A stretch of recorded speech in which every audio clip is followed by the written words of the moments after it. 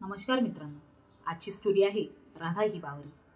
पकडा पकडा, माझी पर्स खेचली. स्कूटरवरून चाललेल्या दोघांपैकी मागे बसलेल्या तरुणाने राधाची पर्स खेचली. ती मदतीसाठी पुकारा करीत होती.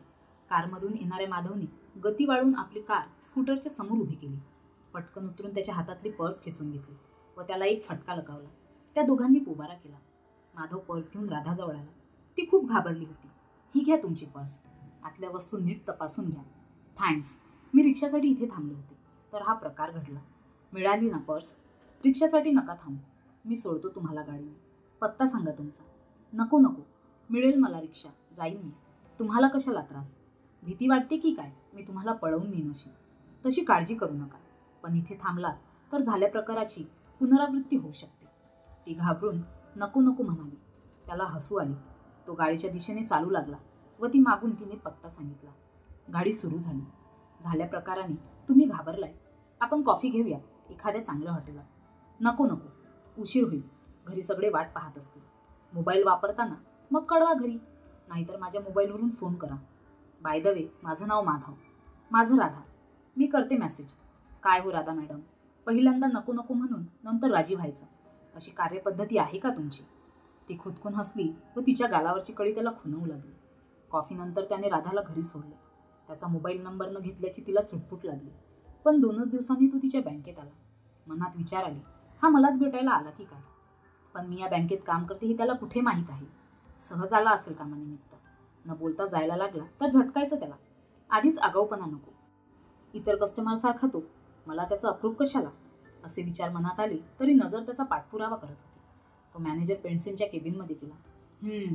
म्हणजे पेंडसे साहेबांकडे काम आहे तर मग तिकडूनच जाईल स्वारी. आपण आपलं काम करावं. त्याने केबिनमध्ये शिरताना राधाच्या दिशेने नजर टाकली. ती माझ्याकडे पाहते की भास झाला. मुलीच्या अथांग मनाचा पत्ता लागणं महाकठीण. माधव, आगे बढो.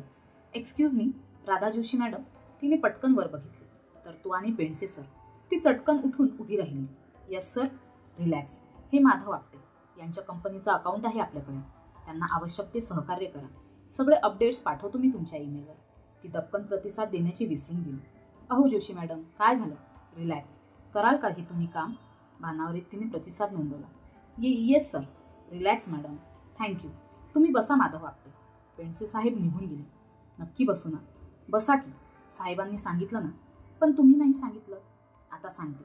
प्लीज बसा आणि मला डिटेल्स द्या. हिला माझं येणं आवडलं नाही म्हणून जुलमाचा रामराम का? माझं काम करायचं नाही आहे वाटतं की मला टाळायला पाहते. त्याने शांतपणे बसून डिटेल्स दिले. निघू का? परत कधी येऊ? या 2 दिवसांनी, म्हणजे बुधवारी. तो निघाला. किती कोरडं वाग नाही. चहा कॉफीसुद्धा विचारली नाही. परत यायचं का? काम काय कोणाकडूनही करता येईल.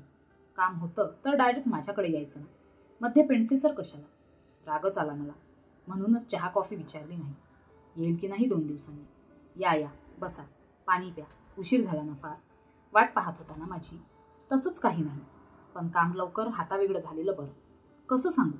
सकाळपासून वाट पाहत होती ती. हो, ते तर झालंच पाहिजे. हे आपलं सांगण्यापुरतं ही वाटच पाहत होती माझी. हा रिपोर्ट मी तयार केला. एकदा नजरेखालून घाला. तोपर्यंत मी कॉफी मागवते. अरे वा, न विचारताच कॉफी? बरीच प्रगती झाली बच्चू. बरं झालं, वेळेत काम आटपलं. आता निघूया का? हो हो. तुम्ही घरीच जाणार ना? सोडतो तुम्हाला. आलं लक्षात. याचसाठी उशीर केला होता तर. चालेल. रिक्षाने गेला असता तर जास्त वेळ लागला असता ना. तेवढा वेळ आपण ग्राउंडला राऊंड मारून घरी जाऊया का? हरकत नाही, पण फार उशीर नको. म्हणजे याला माझा सहवास हवासा वाटतो. ग्रेट. इकडे पाणीपुरी खूप छान मिळते. स्वच्छही आहे. घेऊया? नको, मी रस्त्यावर काही कधी खात नाही. मग आता तर कर सुरुवात. सॉरी, करा सुरुवात. नाही, अगं म्हटले तरी चालेल. घोडं पुढे दामटतोय वाटतं. Same here. असे म्हटलंस तर खूप आवडेल. म्हणजे जवळीक वाढते ना. काय म्हणालात? स्वर ताठर वाटला. तसं नाही, मोकळेपणाने बोलणं होतं म्हणून म्हटलं. खरंय. अगं आणि अरे, दोघेही हसले. दिवस पुढे सरकत होते. सहवास वाढत होता. एकत्र फिरणे, नाटक, सिनेमा चालू झाले. दोनों तरफ आग बराबर लगी थी. मित्रमैत्रिणी चिडवाचिडवी चालू झाली. माधव, आपण असंच किती दिवस हिंडत फिरत राहायचं? एकमेकात गुंतला आहोत. घरच्यांना सांगायला पाहिजे ना. माधवच्या अंतःकरणाचा कोपरा ठुसठुसला. राधाच्या सहवासाने मीही सुखावतो. मग ही जुनी आठवण मनाच्या पृष्ठभागावर येऊन का तरंग उठवते? आमचं एकमेकांवर प्रेम आहे. आमचा भविष्यकाळ भूतकाळाने झाकोळला जाणार नाही ना. सांगावा का तिला भूतकाळ? एक दिवस आईने अचानक विशालला तोंड फोडले. माधवा, एका तरुण मुलीबरोबर काही जणांनी तुला बघितलं. म्हणजे बागेत, थिएटरमध्ये. तुला कोणी पसंत पडली असेल तर सांग. मला सोनमुख बघायची घाई झाली आहे. माधव क्षणभर गंगारला. हो हो आई, खरं आहे ते. पण मला काही कळत नाहीये. कळायचं काय त्यात? जुळताय ना तुमचे स्वभाव. मग करूया लग्न. सुरुवातीला थोडं अवघड वाटेल. भूतकाळ लवकरात लवकर मागे टाकायला हवा आणि भविष्याकडे कूच करायला हवी. गुंतलाय ना तुम्ही एकमेकांच्यात. आई, तुला कोणी सांगितलं? आई आहे मी तुझी. ओळखणारच ना. लग्न करायचं ना तिच्याशी. घेऊन ये तिला घरी. मग तिच्या आईवडिलांना भेटू. त्यांना माहिती आहे का? बहुतेक असेल माहिती. रविवारी बोलावू का? हो बोलाव ना. शुभस्त शीघ्रम. रविवारपर्यंत तीव्र मानसिक आंदोलनातून जात होता. कधी एकदा रविवारची संध्याकाळ येते असं त्याला झालं होतं. अखेर ती वेळ आलीच. गुलाबी रंगाची साडी, तसाच ब्लाऊज, पोनीवर अबोलीचा गजरा घातलेली राधा आली. तेव्हा ती साक्षात परी असल्याचा त्याला भास झाला. तो तिच्याकडे अनिमिष नेत्रांनी पाहत होता व लाजेने तिचे गाल आरक्त झाले होते. घर सापडायला त्रास नाही ना झाला? नाही मावशी, आधी आले. तिचे बोलणे तोडून आई म्हणाली. हा तेच, आधी आली नाहीयेस ना? हो हो. आईच्या वागण्याने माधव संभ्रमात पडला. तो संभ्रम वाढला जेव्हा सुशीला मावशी व सुधाकर काका म्हणजे आईची मैत्रीण व तिचे यजमान आले. आ, तुम्ही आता कसे? म्हणजे तुमच्याकडे येण्याचं काही वेळापत्रक आहे का? नाही, तसं नाही. पण आता? आई सांग ना. माधवा, मुलाबरोबर तिचे आईवडील नकोत का? तो जोरात किंचाळला. काय? राधा सुशीला मावशीची मुलगी? पण ती पिंकी, जिच्याशी लग्न कर म्हणून तू धोशा लावला होतास. पिंकी म्हणजेच राधा म्हणजेच पिंकी. वडिलांचे समर्थन. हो हो, पण मला माहिती नव्हतं ना. काय फरक पडतो? तुम्ही प्रेम केलेली व्यक्ती तीच आहे ना सुशील? खरंय ते. पण पूर्वी आई म्हणत होती. आई, सांग ना तू. सांगते भाऊजी. मीराच्या आठवणीतून हा बाहेरच पडत नव्हता. कुठल्याही मुलीचा फोटोसुद्धा पाहायला तयार नव्हता. घोर निराशा झाली माझी जेव्हा मीरा अचानक अमेरिकेला निघून गेली. कॉलेजपासून आमचं प्रेम होतं. सगळ्या मुली अशाच फसव्या असतात असं ठाम मत झालं होतं. मला लग्नच करायचं नव्हतं. आई, राधाला यातलं काहीही माहीत नाही. माधव, मला सगळं माहिती आहे. तुझा देवदास झाला होता. तुझ्या आणि माझ्या आईने मला माहिती पुरवून पार्श्वभूमी बरोबर तयार केली होती. मीराचा फोटो पाहून मी माझा मेकओव्हर सुद्धा करून घेतला. मला प्रथम पाहिलंच तेव्हा मीराचा भास झाला ना. अंध हो हो म्हणून तर तुझं माझ्याकडे लक्ष गेलं.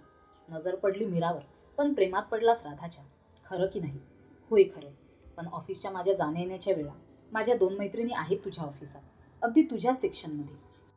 त्यांनी स्पाय मिशन केलं. व्हॉट्सॲप मेसेजवरून तुझी सर्व माहिती कळत होती. त्याप्रमाणे मी हालचाली करत होते. मग रिक्षा शोधायला जाताना तू बाहेर पडलास की मला मेसेज यायचा. मग माझी ऑफिसातून एक्झिट. तुझी गाडी शेजारून जायची. पण तुझं माझ्याकडे लक्षच नसायचं. अशा कितीतरी मुली रस्त्यावरून जातात, उगीचच कोणाला न्याहाळायचं म्हणजे. पण तू तरी कुठे ओळख दाखवलीस. तू पुढाकार घ्यावासा असं वाटायचं. मी तुला आवडले की नाही काय माहीत. मलाही असंच वाटत होतं. माधवच्या आईने आणखी एक माहिती दिली. बरं का माधवा, सुशिलेला जावई म्हणून तूच हवा होतास. अनायसे दोघांच्या पत्रिकाही उत्तम जमत होत्या. पण हा तिळा होता ना. तुम्ही मुलांनीच सोडवलेत हो ना. मावशी, खरे धन्यवाद. त्या चोरांचे मानायला हवेत. त्यांनी माझी पर्स पळवली म्हणून या महाशयांचं लक्ष गेलं. त्या निमित्ताने का होईना मैत्रीची रुजवात झाली. चोरांचे आभार सहज मानता येईल. राधाच्या वडिलांनी आश्चर्य व्यक्त केले. काय म्हणताय माधवराव? आभार मानायला ते चोर सापडले पाहिजे ना. सापडतील नक्की. तुम्हाला वाटलं एवढी मोठी गँग तयार करून प्लॅन रचून तुम्ही माझा पोपट केला. पण बच्चनजी, हम भी कुछ कम नाही. अगं बाई, म्हणजे काय? राधाच्या आईचे आश्चर्य. माधवराव, छुपे रुस्तम निघालात हा तुम्ही? छान झालं. त्यामुळेच मला माझ्या मनाजोगती सून मिळाली. चला, शेवट गोड ते सगळंच गोड. माधवच्या आई, गोडाचा शिरा होऊन जाऊ दे. चल ग सुशिले माझ्या मदतीला.